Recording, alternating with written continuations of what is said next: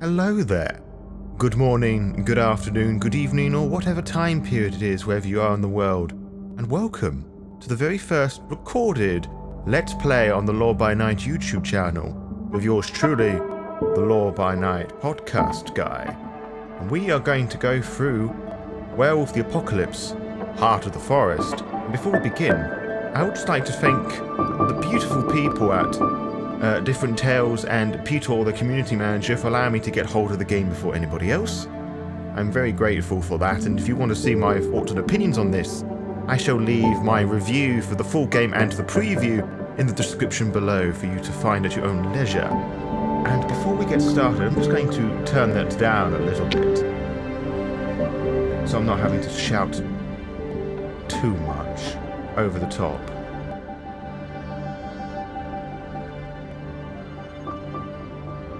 Okay, I think that shall do rather nicely.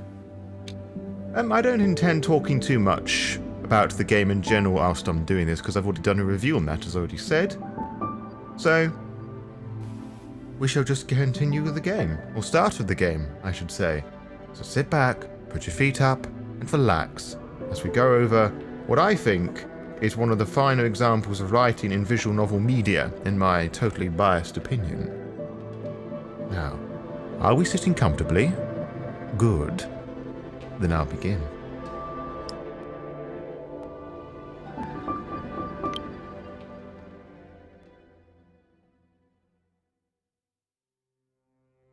Prologue. Premonition. This is a game about rage and how it helps us to do things that need to be done as well as things that we later regret. Sometimes both. How do you feel about that? I'm okay with anger, when it's useful. Your rage is balanced, so you're the critical and analytical type. That's okay. There's no right path here, just your decisions and their consequences. Let's see what the options are.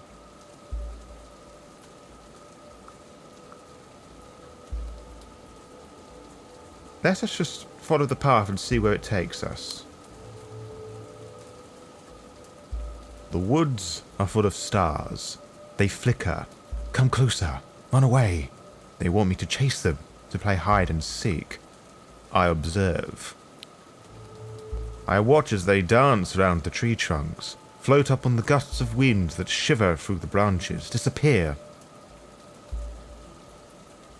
There are words in their dance, but I don't understand none of them. Not yet. Then they bunch up and fly toward me like an arrow, rushing down.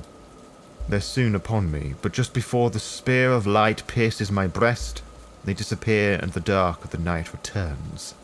In the darkness, I feel the tangled roots of stories keeping the forest alive. I hear the spirits asking me to judge the enemy. I open my eyes, and then I wake up. Confused, I open my eyes. The forest around me is thick, dark, and reeks of decay to such an extent that it's hard to breathe. The smell fascinates me.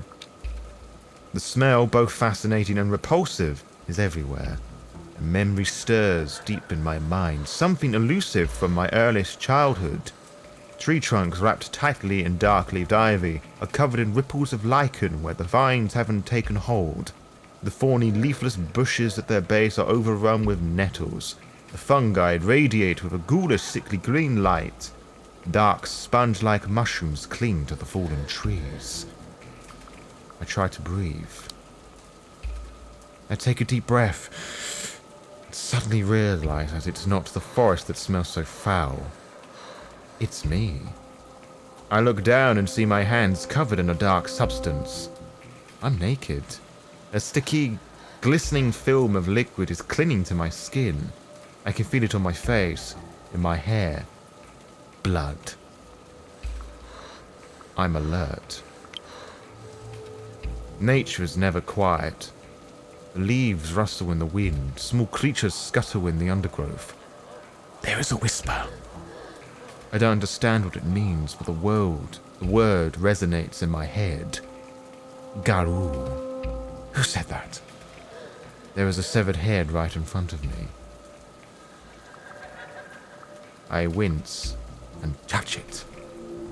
Overcoming my disgust, I gently touch its wet hair and watch as the head topples over. The face is contorted, the eyes bulging, the mouth open as though the head was still struggling for air. I balk because I recognize who it is, and then my eyes open in the darkness. Who is it? I could see their silhouettes, shades of jet black against the darkness, the smell of fur and moss bloodied earth. Massive creatures, some with horns, some with antlers. Their eyes burn like small fiery windows into hell. I look at them and something wakes inside me. Sadness. They tell me stories of lost battles and dying hopes, and I sink with sorrow. I sit and listen and cry with them. Then I swear to punish those who have wronged them. In a moment of clarity, I understand what the forest wants from me. And then I wake up.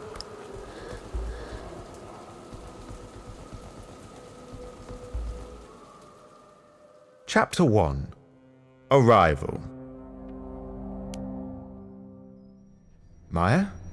Maia! Maia, wake up! I jerked upright, irritated. My neck was stiff at the movement when a sudden sharp wave of discomfort through my body. I wasn't in the forest anymore. I was in a bus.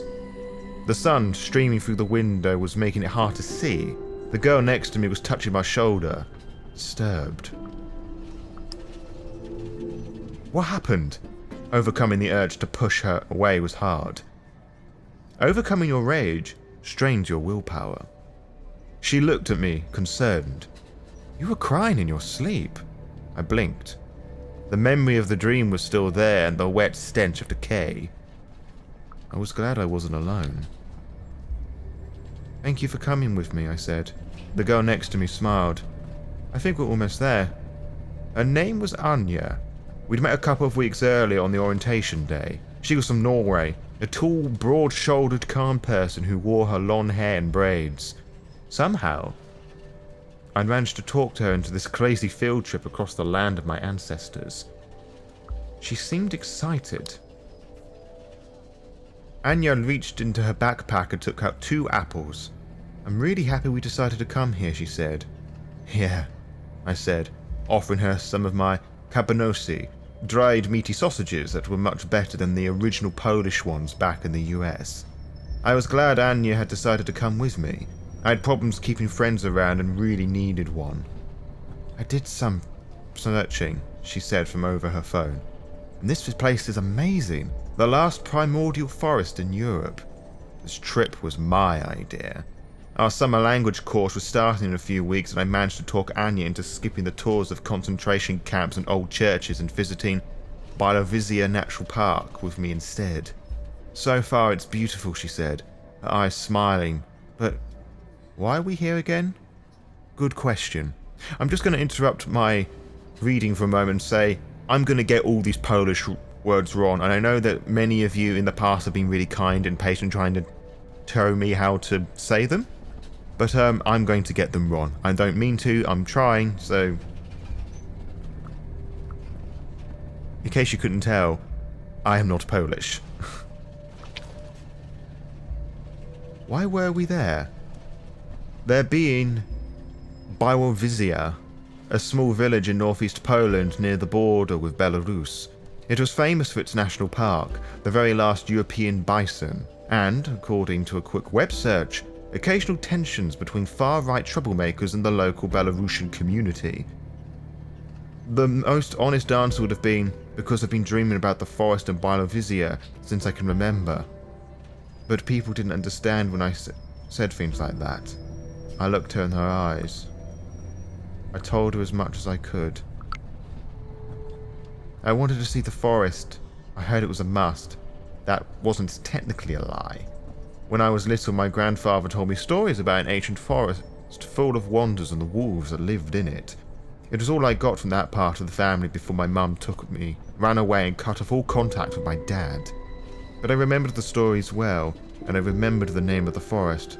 Puszka Białowieża. This was always be our home, my grandfather used to say. I waited for her to respond. Anya fell silent for a moment. I think it's great that you come from such a magical place, she smiled. The last ancient forest in Europe, thousands of years old. I wasn't sure if I was fond of that magic, but it was hard to ignore. And that was precisely why I needed to do something. Anything about my future. That damn forest and my weird-ass family.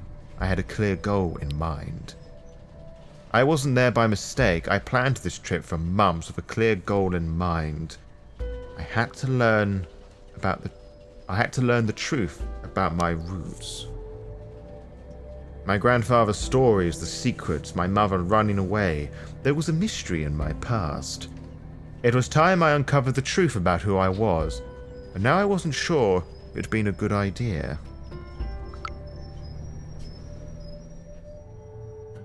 Your willpower dropped to 0. When you lose all your health or willpower, you become impaired. This will make physical tasks if you have any 0 health, or social mental tasks if you have 0 willpower, harder and sometimes impossible. You saw me trying to click on that previous willpower option and I couldn't do it because I have no willpower left. Biovisia looked like an overexposed photo of a village with the contrast turned all the way up. The sun wasn't just shining, it was shouting at the earth, and everything. The trees, the grass, the wooden houses, the fences seemed weathered. Everything except the shadows. They were sharp as though they were freshly printed with darkest of inks. And they moved. For a second I could have sworn they moved, but then I realized it was just a black cat walking down the sidewalk. When it saw me, it stopped in its tracks. I tried to pet it. "Here, kitty kitty," I said, squatting and reaching toward the cat. In a flash, it swatted my hand away with a paw, drawing a few drops of blood. I yelped. "Hey, Maia," Anya said, looking at me surprised. "Didn't you say your friend would be waiting for us?" But he wasn't there, and the cat was still staring at me. "Let's go," Anya put on her backpack. "I'm tired, and I really need to find a toilet." I didn't know what to do. I was too tired and distracted to think clearly. My friend was nowhere in sight. I stormed off. I grabbed my backpack and started walking. "I hate it when people are late," I muttered under my breath. I was walking fast and it took a while for Anya to catch up with me. Bilovisia had a few hotels and hostels, but the preferred form of accommodation was bed and breakfasts. That's where we stayed. I found one that was nice, clean, and that had good reviews. We had a room on the second floor with a huge window with a great view of the forest. We dropped off our stuff and freshened up a bit. "Maybe we should have waited for your friend, Anya asked, concerned. I shrugged. "I'll find him, sooner or later. Before you go, check out your character sheet. Look through on the upper right corner of the screen. You can find a load of useful info about Maia, her background, personality, goals, and so on there. You can also check who your friends and who your enemies are." Alright, so here's the character sheet we have so far. It's not very big, but as the game progresses, it will most certainly grow. Bilovisia was a quaint tourist town, but I had other things in mind. Whilst it loads, I'm just going to take a little drink.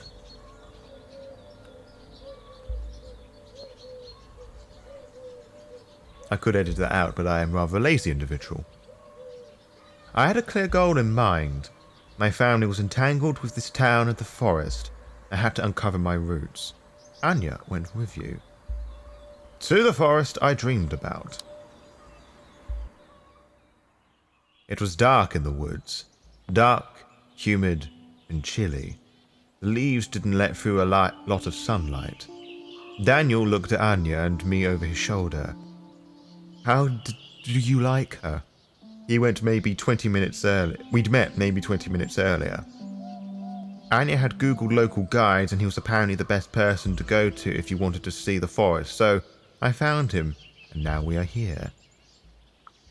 I wasn't sure whom he meant. "Do you mean the forest?" I asked. Polish was a strange language that gave the most unexpected genders, objects, and ideas. "I mean Pushka," he gestured around us. The word sounded like the wind rustling in the leaves. Pushcha. Pushcha is the right word, not forest. Forests are like fields or orchids. Cultivated. He spat as he said it. And Pushka, she is older than even the concept of fields. He was using the word though it was a name. I looked at the Pushka again. I looked around with fresh eyes. I felt as though I entered an ancient tomb. Gigantic dead trunks were decomposing slowly around me. Young plants and colourful mushrooms sprouting from them. The trees that lived and stretched toward the sky like columns hiding up the vaulted canopy, which blocked out all but a few rays of sunlight. There was stillness and there was movement. Darkness and light. If spirits existed, that place would be swarming with them. I loved what I saw. There should be more places like this, I said earnestly. Or more of this place. Yes, you're right, he said. Daniel lifted his head and looked me in his eyes, with a serious expression. He was a strange guy, slender but muscular, not the CrossFit type. It was more the kind of strength you'd get from working all day in the open. His skin was weather-beaten and bronzed by the sun, like tanned leather, and he moved in a very deliberate way. But his fingers were slim and delicate, and his eyes a stranger shade of yellow-green. Then I remembered why I was there. Perhaps he knew my family. You're local. Maybe you've heard of my family? I asked. I'm not from here, but my family was, I continued. And I think something secret connects me to this place. Daniel stopped abruptly and turned to me, watching for a while. His nostrils flared as though we were tasting the air. Yes. His face broke into a smile. I think it's our family. Families might have known each other many winters past. Pushka still remembers. Come on, he started walking. I know exactly what you need to see. That piqued my interest. Apologies for the slight buzzing noise you may have heard. Despite me turning my phone on silent, it was vibrating. Anyway, so I was right. There was something hidden in my family's past, and it seemed to have a lot to do with the forest. Every time you learn or do something significant that brings you closer to your goal, you regain willpower. With every step I was getting closer to solving the mystery, and so I followed him. We have to choose a path, he said. There's the old wolf den, or I could show you the barrows first, or the clearing that some folks call a place of power. Magic? Tourist trap? We started walking, but after a few steps he stopped abruptly like he remembered something. Then he turned to me. Could you do me a favour, please? He asked. Sure. Yeah, man, sure. What do you need? I smiled. He ran his hand through the moss on a dead tree trunk, smelled his fingers, then reached into his pocket. He took out a small stone. Something personal? It looked like one of those stones you treasure as a child and then grew out of. But he looked at the pebble as though it was a treasure. The game tracks your decisions and how Maia approaches problems. They will accumulate and gradually reveal what kind of person she is, deep in her heart. The story changes to reflect Maia's personality. I would like you to take this stone. He held out his hand open towards me. And throw it in the direction we think we should go. I did what he asked. Okay, I said, reaching for the stone. I took the stone and closed my hand round it. Be careful, whispered Anya. I was curious. It was warm, and I felt grounded when I squeezed it. I closed my eye and thought about the place of power, trying to imagine that place. I thought about energy emanating from the ground, filling me to the top of my head. I could see myself standing barefoot on the moss, surrounded by trees. I threw the stone. I felt my hand rising entirely on its own and then throwing the stone as far as I could. It was a good throw. The stone flew in a long arc over the bushes and disappeared without a trace in the dense undergrowth. Great, Daniel sighed. I was asking for that, wasn't I? What happened exactly? What happened? I was confused. You were accepted, he answered with a faint smile before he turned to head deeper into the forest. It started with the hair on the back of my hands rising. The air around me seemed brighter, lighter. The leaves of the tree trunks turned yellow and my skin started to prickle. I realized that I couldn't hear anything except for a low buzzing that was filling my ears. I was hot. My bones were vibrating full of energy I couldn't contain. I had to do something. Snap out of it. I lashed out on the nearest tree trunk. Not knowing what to do with all the energy, I kicked the nearest tree trunk. Look out! Anya screamed. There was a cloud of dust and rot, and the buzzing grew louder. I felt a sting and then another, and another. I started to run. How do you fight a hive? You don't. You just hope you can outrun it. So I ran and hopped, and then there was an opening and light, real light, not the yellow buzzing, and felt everything becoming still. The clearing was a plateau between huge boulders. There were double-trunked trees between the rocks and angular wooden construction that stuck out of the ground like a sore thumb. There was a bike leaning on it. More importantly, there was a man and he was moving in the most beautiful, harmonious way I'd ever seen. It was hypnotizing. I looked at him for a moment, at the way his muscles danced under his tanned skin, trying to trace his movements before every grand gesture, every stretch and every push there was a micro-movement, an impulse from his core, but I could feel it was even deeper.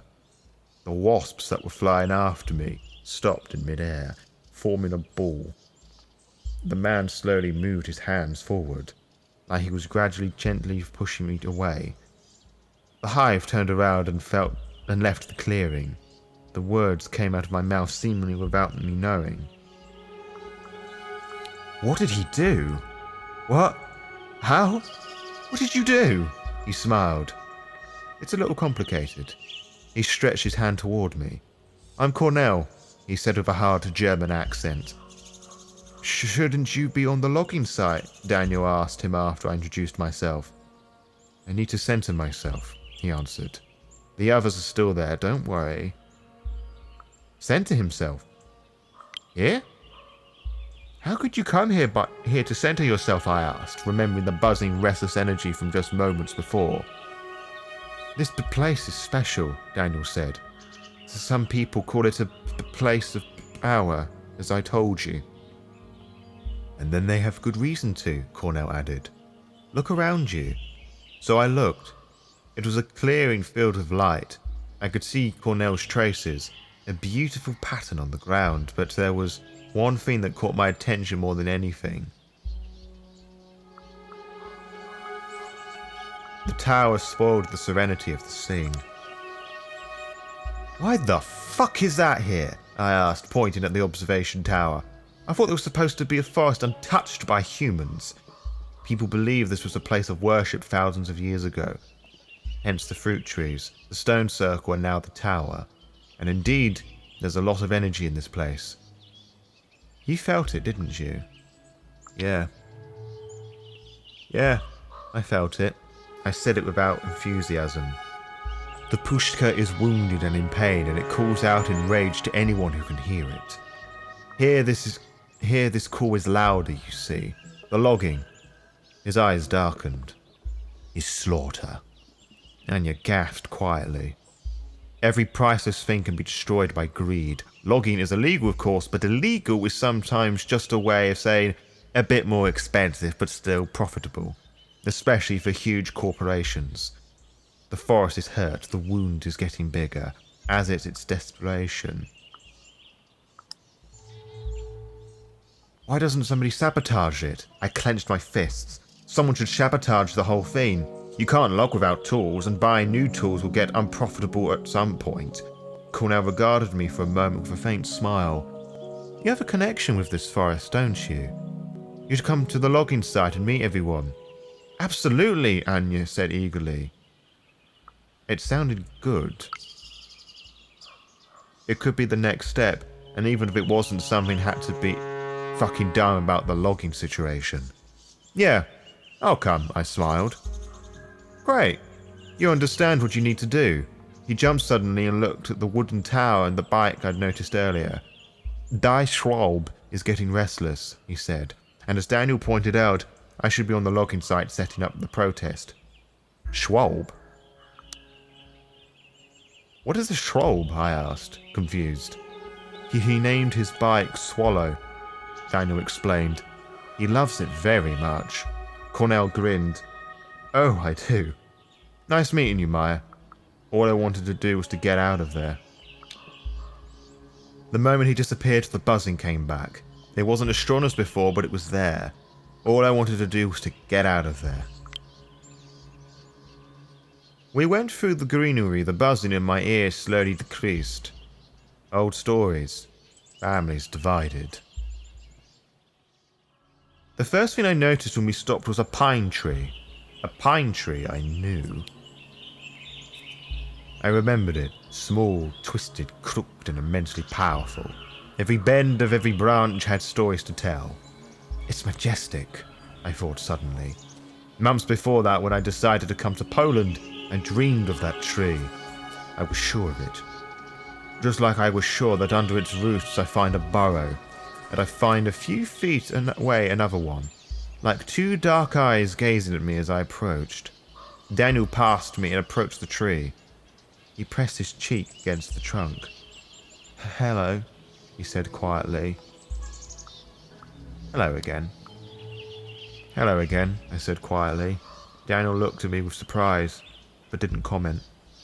This is the den, announced Daniel. It's abandoned, of course, but it's still worth seeing. Why was it abandoned? What happened? I asked. Humans happened, Daniel sighed. He sat under the tree, leaning his back against it. It was a hot spring morning when they found this den. No one knows who the men were, even though it was the only one human generation ago. There were 6 cubs here under the roots of the tree. He stopped stuttering and seemed to be enjoying telling the story. It felt weird. I felt slightly anxious listening to him, like I was on the brink of remembering things I wasn't aware I knew. I don't think they wanted to hurt the wolves, he continued. They probably thought they'd been abandoned and that's why they took the cubs with them. Humans have this instinct that makes you try to prevent everything, especially if it's dangerous. Yeah, we were like that. Yeah, we were something like that, aren't we? I smiled. I'm not saying it always works out, but the intention is good, and I believe the man who kidnapped the wolves wanted to do something kind, he continued. Anyway, they took them. Out of the 6, 2 lived to see the cold summer that year. The wolf mother used to come to the farm they were at and howl. People went grey if they heard her. I knew that howl, and suddenly I heard that howl, and I knew exactly how it sounded and felt despair and longing gnawing at my soul. I remembered how the cubs had reacted. They whimpered for their mother to leave. Every time she came, we whimpered, begging her to leave. All we needed to find a way to grow in the places we were now. There was wisdom to be found, but only if she moved on. Maia? You okay? Anya asked, putting her hand on my shoulder. I felt for the cubs. I just feel for the cubs. I know a little about divided families myself. Oh, okay. Yeah, that usually ended the conversation. Daniel sighed, looking at the tree in the burrow. The cubs that survived were sold on people in Kainufka? But after a while, both of them ended up in Bielorussia with the scientists. They have a station in the national park. One of the wolves, Kazan, was a celebrity of sorts. If you saw any wolf photos from here, they were probably of Kazan. He was even on some postcards. Kept thinking about the mother. I wonder what happened to the mother. There's something missing from this story. I also felt like she was more important than the story made her out to be. What kind of wolf was she after all of that? That's a good observation. She eventually stopped looking for her cubs. She came back to the forest and found new children. There was a slight gust of wind and the tree creaked. I remembered that sound from my dreams as well, a sound that made me feel safe. What happened to Kazan? And what happened later? I felt like I knew Daniel well enough to ask that. Is Kazan still alive? He lived for 8 years in the park. Daniel looked at me with his yellow-green eyes until they let out another male wolf into his pen. I held my breath. They fought over the she-wolf and Kazan lost. Anya looked up from her phone. I've read about that. She sounded upset. They didn't notice he was wounded. It took him 3 days to die. Daniel shrugged. He lived a long life and died fighting. It was good. We fell silent. He looked at the barrows for a long time. This place is my friend, so I try to keep it important and respected. I think it's my mission, you know. I can relate to that. I think I understand. Every family had a story worth remembering. Daniel looked at the tree one last time. Goodbye, he said. I also said my goodbyes. Goodbye, I repeated, and we left. Should take another drink break.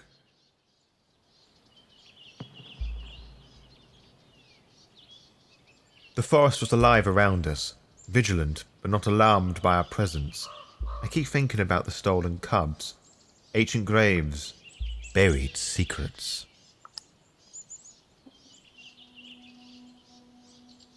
The trail soon disappeared. Sometimes we walked along a barely visible path made by some animals. Sometimes we followed a stream or a gully, but for the most of our trek, we walked through the dense undergrowth. Daniel looked like he knew the way, but I kept second-guessing him. I looked at the moss growing on the trees, but it was growing everywhere. The sun was barely noticeable through the dense canopy, and it was on the left-hand side. Might have meant that we were heading north. It was a pleasant walk. There was a path through the brambles. The ground was even and the branches stayed out of the way. I almost felt like the forest wanted us to find the way. Daniel was a mystery I decided to solve.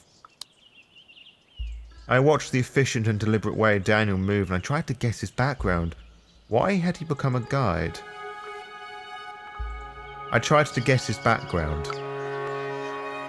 Are you military?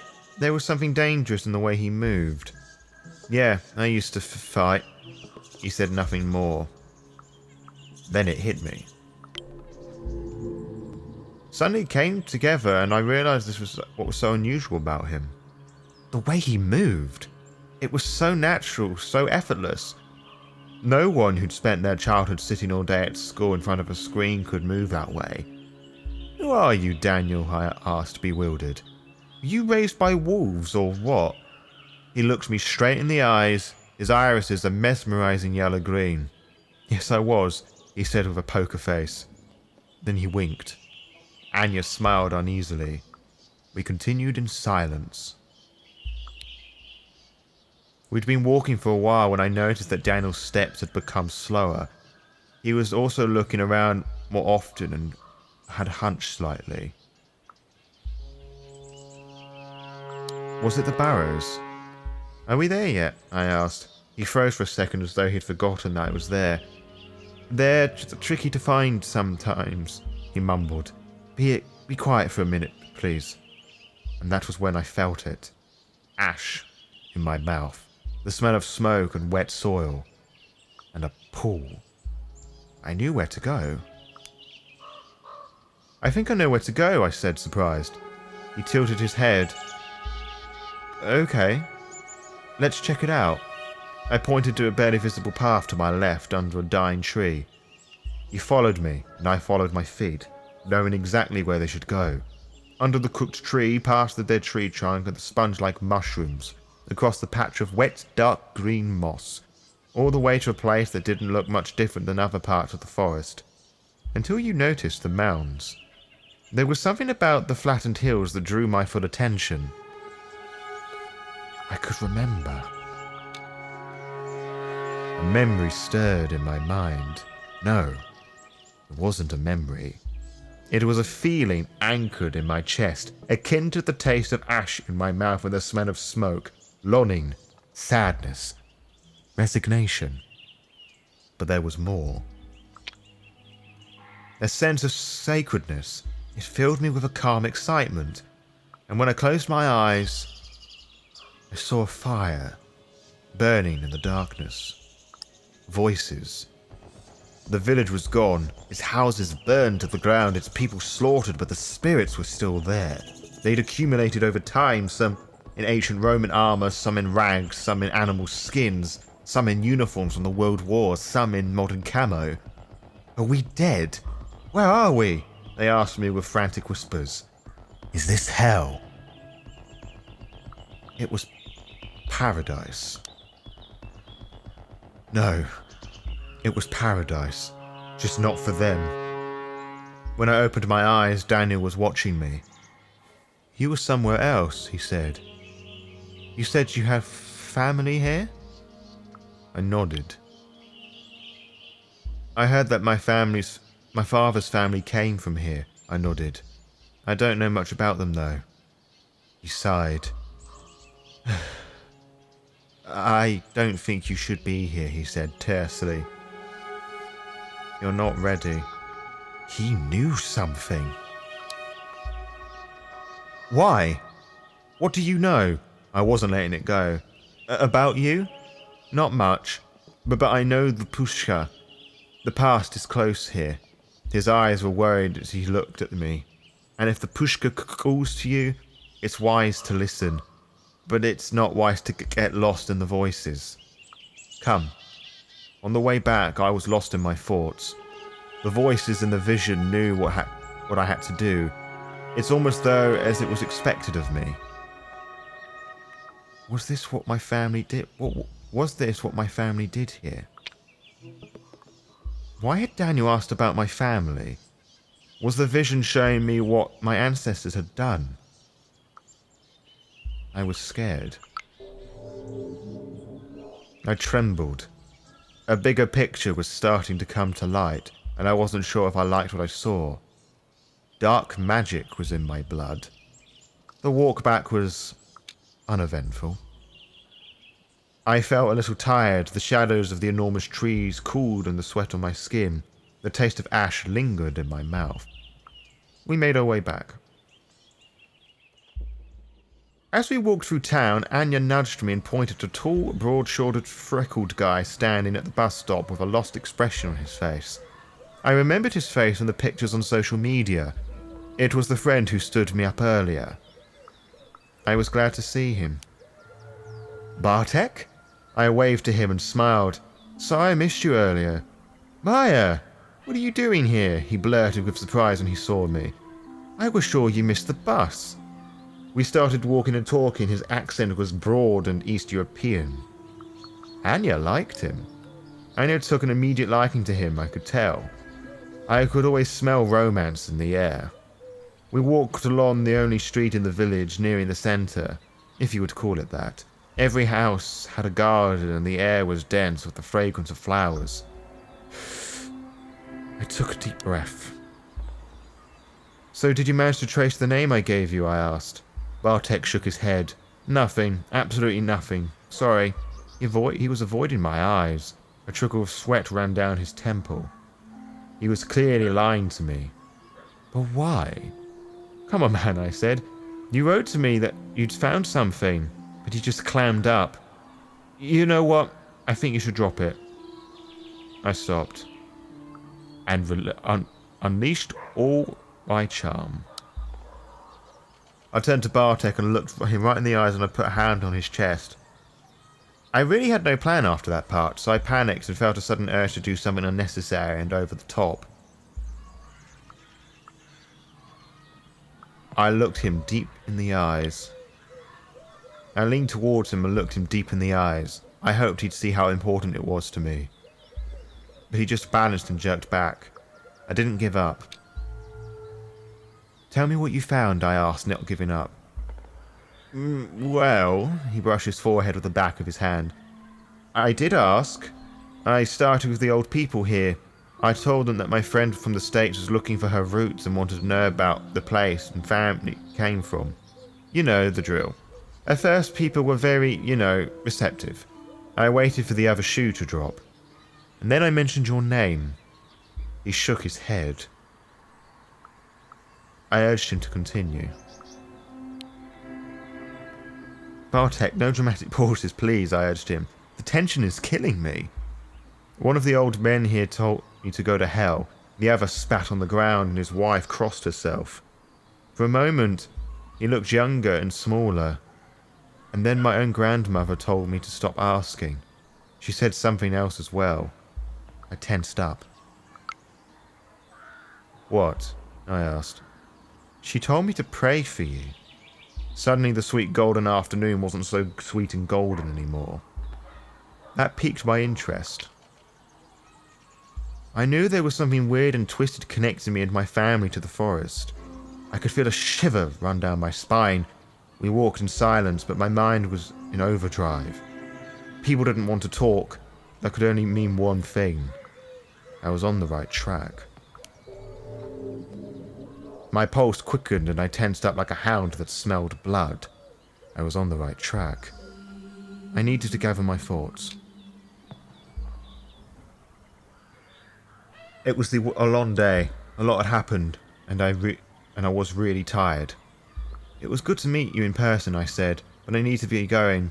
All this travelling and walking through the forest, it was exhausting, I smiled. Sure, where are you staying? It turned out we were going the same way. Of course. We went to the B&B. The B&B was quaint. I left Anya and Bartek outside. They were lost in a conversation, didn't even notice that I was gone.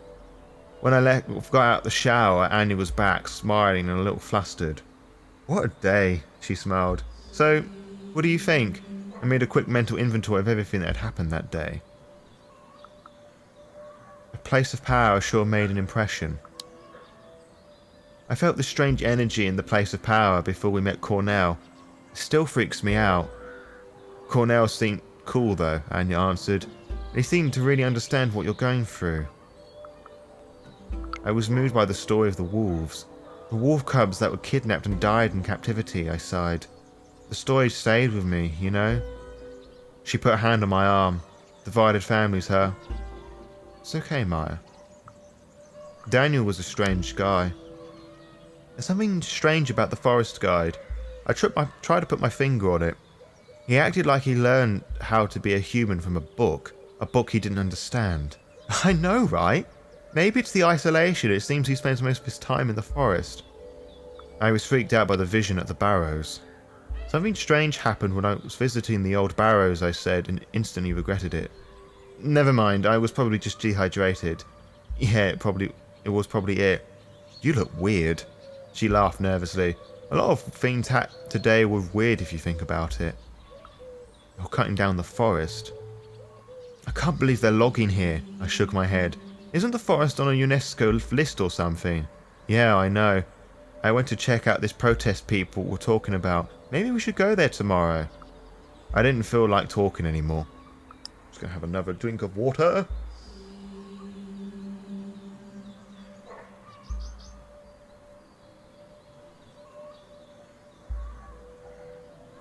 You know what? I'm seriously tired. Let's call it a day, shall we? Soon, we were both in our beds, ready to sleep. I lay in my bed for some time, trying to make some sense out of everything that I'd learned and experienced that day. The gibbous moon was shining through a window. A gentle wind was blowing. When I closed my eyes, I could still see the weird vision I had that day. My roots were here, I could feel them. almost touched them, and they were reaching to me. I felt I was getting closer. I felt I was closer to getting my answers. I felt that the answers I was looking for were within my reach. I should go and see the logging protest, find Cornell and make him talk. After a long while, all these thoughts became blurry. They slowly started to turn into pictures, sounds and colours. I drifted off. A black cat stands directly in my path, its eyes shining in the moonlight. It looks right at me, waiting. My senses are heightened. I see the moon cutting the sky. I am a cub. I am a wolf cub like the ones my grandfather told me about. I will grow my fangs and become sharper. I will taste blood. I feel a pull and surrender to it. I run towards the clearing. There are piles of fresh corpses of people who died too young. Skinned and mutilated, their loved ones stand around them, grieving, unable to do anything, waiting. And suddenly, they are just trees and trunks. I look around. My nostrils flare. Who did it? Who murdered the trees? There is a stench in the air like meat rotting in acid, but somehow worse. I see the monstrous army. Their mandibles are whirling chainsaws. Their long metal arms are wrapped with black pipes that look like glistening intestines. Their smell is vile. They wait, unmoving. I charge at them. I try to breathe through my mouth as I run toward the machines. I hit and kick them blindly, screaming at the top of my lungs, and in my own screams I hear strange whispers. They tell me to look to the sky. There, between the stars, two shapes circle each other. An old sad wolf and a grey hare like a white weasel. They keep their eyes on one another as they continue their dance. Suspicious, but not hostile. We need to fight the enemy. The awful rotting stench. I know that much. But how can we do that when we don't trust each other? They stop. They look at me and the clearing. I give them my blessing. I spill my blood and bless them with words that I do not recognize, but what I understand. They come down to me, and their voice is the voice of the Pushka. Welcome back. You've been away for far too long. I wake up.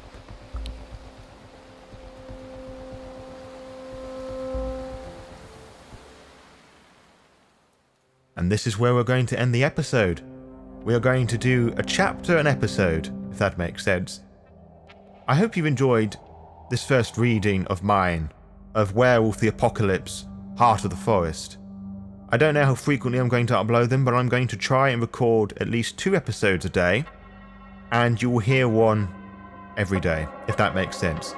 But of course, I live with my family. We are currently going through the COVID pandemic, and all sense of regularity is just gone up in smoke, so I'll do what I can.